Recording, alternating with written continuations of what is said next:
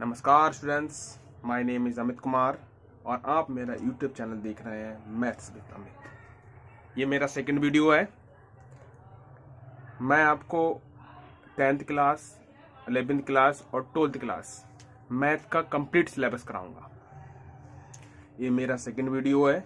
कृपया आप मुझे सपोर्ट कीजिएगा, लाइक कीजिएगा, सब्सक्राइब कीजिएगा। मेरी पहली वीडियो थी जो मुझे अच्छा लगा आपका रिस्पॉन्स देखकर। ठीक है, हम देर ना करते हुए अपने क्वेश्चन सॉल्व करते हैं। एमसीक्यू करा रहा हूं जो सेट नंबर है 822। सेट नंबर 822 मैथ का, उसके एमसीक्यू करा रहा हूं। और आज हमारा क्वेश्चन नंबर होगा 6, क्योंकि 5th तक मैं कल करा चुका हूं।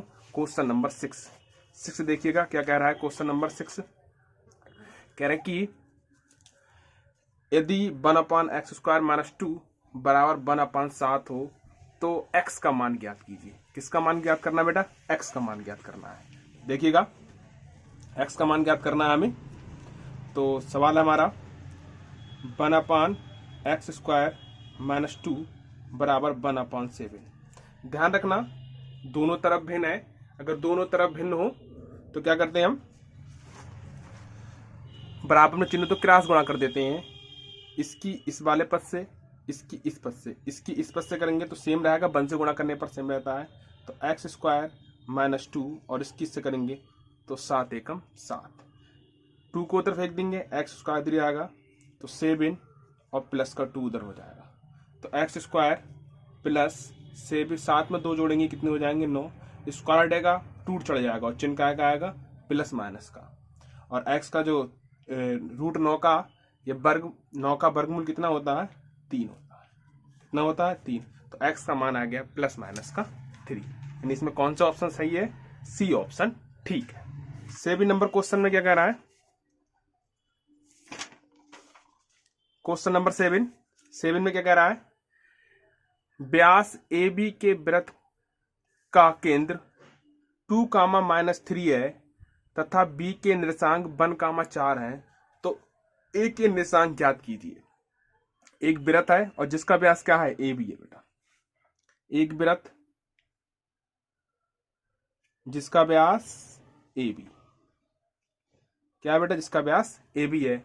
और ध्यान रखना, वृत्त का जो व्यास होता है उसका ऊपर जो केंद्र होता है वो हमेशा उस व्यास का मध्य बिंदु होता है। क्या होता है? उस व्यास का मध्य बिंदु। यानी जो O है वो केंद्र है। केंद्र क्या होता है? मध्य बिंदु होता है। क्या होता है? मध्य बिंदु होता है। ठीक है।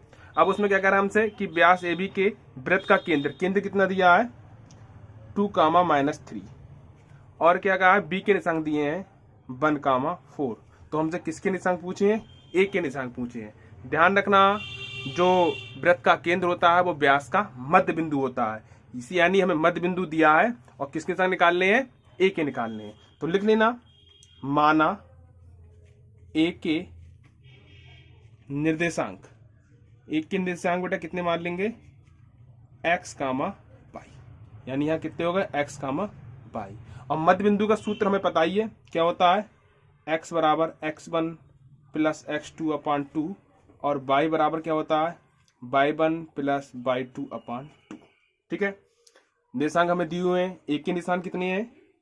x, y और B के 1, 4। और मध्य बिंदु पता है हमें। मध्य बिंदु कितना है बेटा? 2, -3। तो ये वाला हमारा x1 का मान, ये वाला y1 का मान, ये x2 का मान, ये y2 का। स्मॉल x पता है तो इसे कैपिटल X मान लो, इसे कैपिटल Y। तो सूत्र क्या होता है? कैपिटल X बराबर x1 प्लस x2/2। तो कैपिटल X का मान बेटा कितना है? 2। x1 का मान x प्लस x2 का मान 1/2। क्रॉस गुणा करके एक क्रॉस गुणा कर देंगे, इसकी इससे गुणा होगी 2 दूनी 4। कितना आ जाएगा? 2 दूनी 4। और इधर है x प्लस का 1 को इधर फेंकेंगे तो माइनस का हो जाएगा। तो 4 माइनस का 1 बराबर x। तो x का मान कितना आ गया? 3। अब किसका निकाल लेंगे हम बेटा? y का। तो कैपिटल Y बराबर क्या होती है? y1 plus y2/2। तो y का मान माइनस का 3, y1 का मान तो y है बेटा, प्लस y2 का मान 4 और 2 क्रॉस गुणा करेंगे इसकी, 1 रखकर, तो 3 दूनी 6, माइनस का 6 और इधर इधर बाई प्लस का 4। 4 को उधर फेंकेंगे, प्लस वाला उधर पहुंच किसका हो जाएगा, माइनस का हो जाएगा। तो -6 -4 समान चिन्ह जुड़ जाते हैं, चिन्ह वही रहता है, तो चिन्ह वही रहेगा। 6 और 4 जाएंगे 10, यानी माइनस के 10। तो हमारे बेटा बिंदु कौन से आ गए, x का मान आया 3 और y का मान -10। तो कौन सा ऑप्शन सही है, x का मान 3, y का मान 10। ऑप्शन नंबर हमारा सही हो जाएगा बेटा थर्ड, कौन सा, सॉरी DC हो जाएगा। अगला क्वेश्चन नंबर देखते, क्वेश्चन नंबर 8। क्वेश्चन नंबर 8 में क्या कह रहा है कि 3x square minus 12x plus के बराबर 0 के मूल बराबर हैं। मूल 3 कंडीशन होती हैं, मूल बराबर होंगे, दूसरी कंडीशन मूल वास्तविक होंगे, तीसरी कंडीशन मूल काल्पनिक होंगे। मूल काल्पनिक होंगे। तो क्या कह रहा है, मूल बराबर हैं, तो ध्यान रखना बेटा, मूल बराबर हैं, इसके लिए प्रतिबंध होता है d बराबर होता है 0। क्या होता है, d बराबर 0, मतलब मूल बराबर के लिए। और d क्या होता है, b स्क्वायर माइनस 4ac बराबर 0, यानी हम किसका मान निकाल लेंगे, b स्क्वायर माइनस 4ac बराबर 0।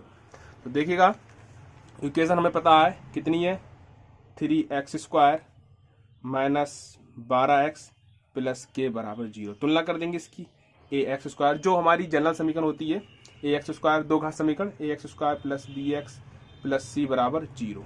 a का मान 3, b का मान माइनस के 12 और c का मान k। मूल बराबर है, तो मूल बराबर होने का प्रतिबंध होता है b स्क्वायर माइनस 4ac बराबर 0। b का मान -12, तो -12 का स्क्वायर, -4 गुणा a का मान 3 और c का मान k बराबर 0। 12 को 2 बार लिखेंगे, तो 12 -12 गुणा -12, तो चिन्ह की चिन्ह से गुणा करेंगे तो माइनस माइनस प्लस, और 12 12 में 144, तो यहाँ बेटा 144 आ जाएगा। और इधर 4 3 12 के बराबर 0, उस तरफ फेंक देंगे तो प्लस का हो जाएगा, 144 बराबर 12 के को रोकेंगे 12 चले जाएंगे बटे में, तो 144 बटे 12 बराबर के। तो काट लेंगे 12 12 44, तो के का मान आ जाएगा 12, यानी हमारा के का मान कितना आ गया बेटा 12, यानी कौन सा ऑप्शन ठीक है इसमें, ए ऑप्शन ठीक है। अगला क्वेश्चन देखते हैं, क्वेश्चन नंबर 9। क्वेश्चन नंबर 9 देखते हैं, कहता है कि दो आकृतियां जिनके आकार समान है, आकार समान है,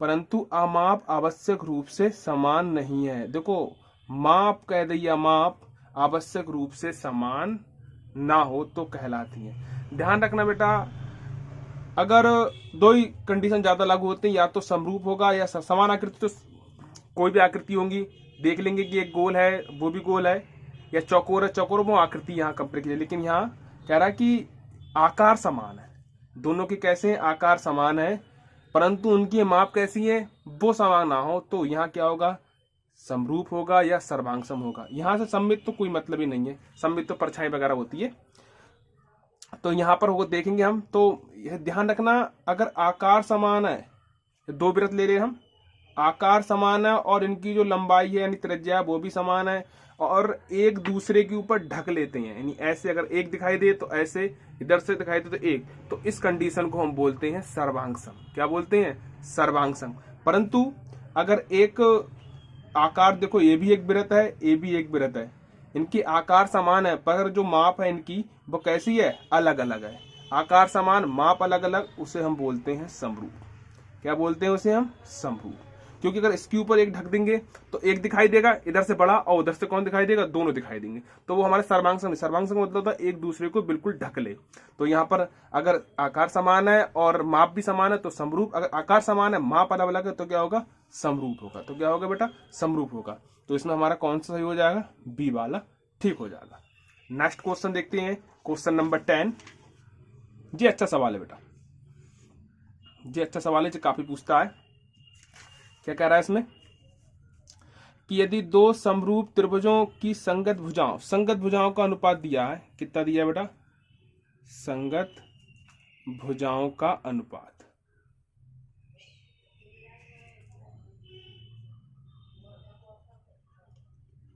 संगत भुजाओं का अनुपात कितना दिया है, 3/5। तो पूछा उनके क्षेत्रफलों का, सिंपल एक सूत्र याद करना है, समरूप में कंडीशन लागू होती है। समरूप त्रिभुजों की बात कीजिए तो अगर तो समरूप त्रिभुज है तो उनके क्षेत्रफलों का अनुपात का एक सूत्र होता है। जब मैं सिलेबस कराऊंगा तो उसको सिद्ध भी करा दूंगा आपके लिए, कौन सी कंडीशन यहाँ पर लागू होती है। ठीक है, अभी केवल यहाँ पर हम अपना सवाल सॉल्व करने, पेपर सॉल्व करने, तो वहां थोड़ा कम में देखेंगे। तो क्या होता है,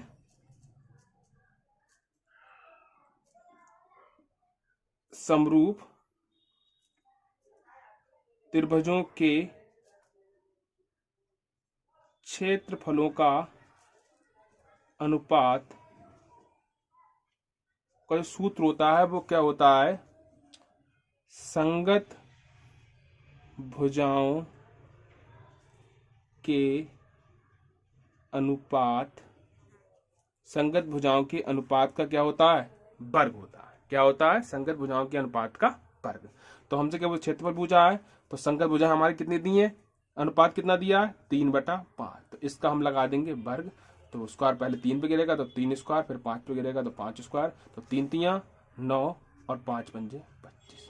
तो कितना अनुपात आ गया, 9/25। कौन सा ऑप्शन ठीक है हमारा, ए। ठीक है बेटा, इसमें भी मैं केवल 5 ही क्वेश्चन कराऊंगा ताकि वीडियो लंबी ना हो। प्लीज आप मुझे सपोर्ट कीजिएगा, मुझे अच्छा लगा, कल मेरी पहली वीडियो थी। प्लीज लाइक और सब्सक्राइब कीजिएगा। बकाया क्वेश्चन मैं आपको कल कराऊंगा। जय हिंद, जय भारत।